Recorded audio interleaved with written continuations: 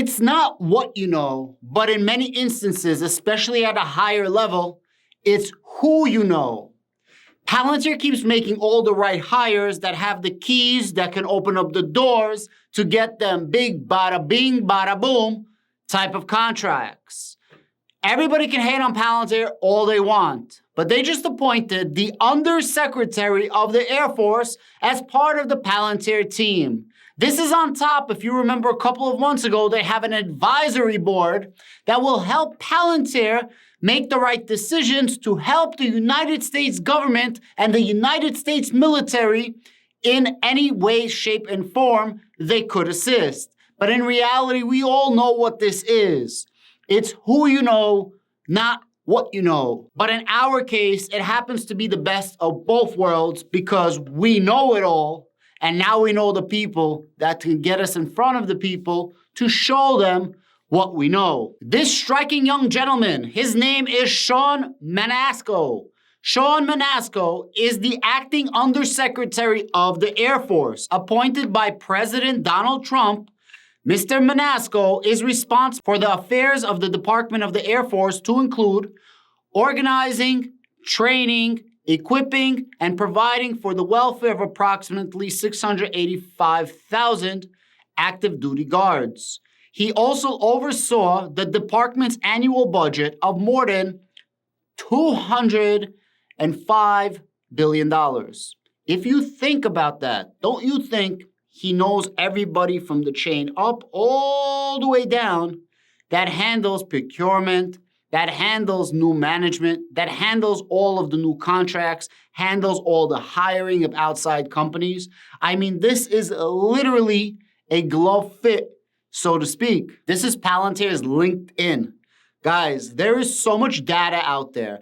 And a lot of these people that hate, judge, and think that Palantir is somehow a meme stock. It has the meme stock, the culture, the cult-like following. I'm not going to disagree, but that's great. But it also not only talks the talk, it walks the walk.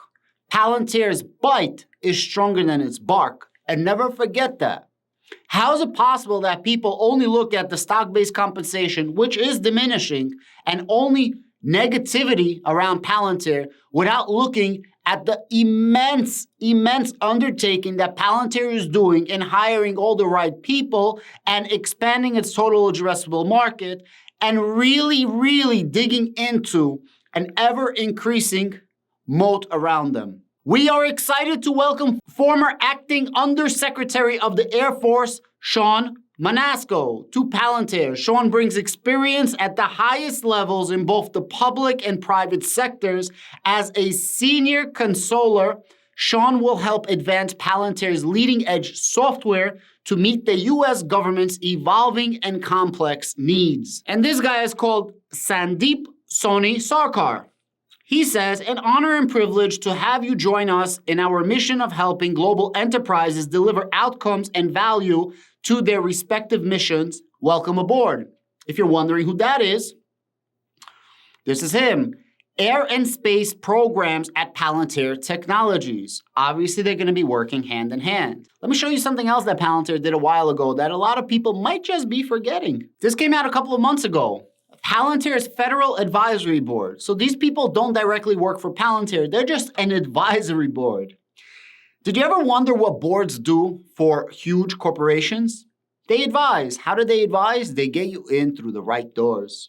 The Federal Advisory Board is comprised of national security experts with firsthand experience facing America's most urgent threats.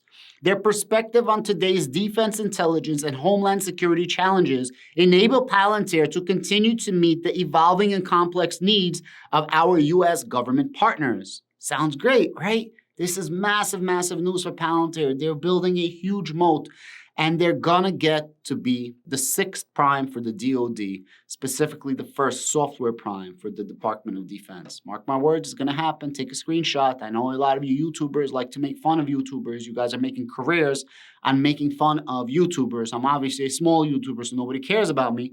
Mark my words, take a screenshot. When I'm gonna have 1 million subscribers, you guys can try to make fun of me, but you're not gonna win. And these are the people. Christine Fox, former acting Deputy Secretary of Defense. General Carter Ham, former Commander, U.S. Africa Command. Deborah Lee James, former Secretary of the U.S. Air Force. Admiral William McRaven, former Commander, U.S. Special Operations Command. Vice Admiral Peter V. Nefenger, former Vice Commandant, U.S. Coast Guard, and the former TSA Administrator, U.S. Department of Homeland Security. He's the reason why you have to wait 5 hours online for a 1-hour trip. He used to be the head of TSA. And Jen Johnson, former Secretary of Homeland Security. Guys, the names on that list are literally top officials in the United States. The people that I just named, the last 5 or 6 people, those are definitely the top 100 officials in this country. Definitely. And if you want to take into account senators and judges and congressmen, the people I mentioned are still in the top 1,000 or 2,000 important people in the country. Most important people in the country, guys. They all but hired a former U.S. president to sit on some type of advisory board or in some capacity working for Palantir. This is massive news because when they're trying to get these crazy contracts like the Titan contract, it's very important that they have an ability to directly speak to somebody in power. This is why I believe that Palantir is going to get this Titan contract amongst many other contract. I honestly think that they won the Titan contract against Raytheon before there's any prototypes. It's like Palantir's contract, but they have to show that there's some type of competition to get it. This is my own personal opinion.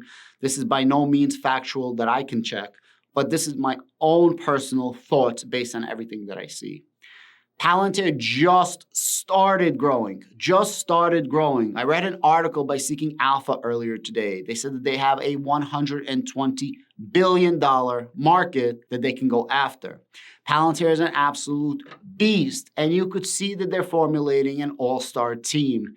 It takes time to win Super Bowls. It takes time to win championships. But once you win those Super Bowls and you win those championships and you have the right team, the right coaches, the right all-stars, and the right back end, man, you're nearly unstoppable. It's very hard to stop a team like that. Think about the Chicago Bulls in their prime. Think about the Yankees in their prime and teams like that. Maybe I'm using a very bad comparison or bad analogy. I'm not much into sports, but you get what I'm trying to say.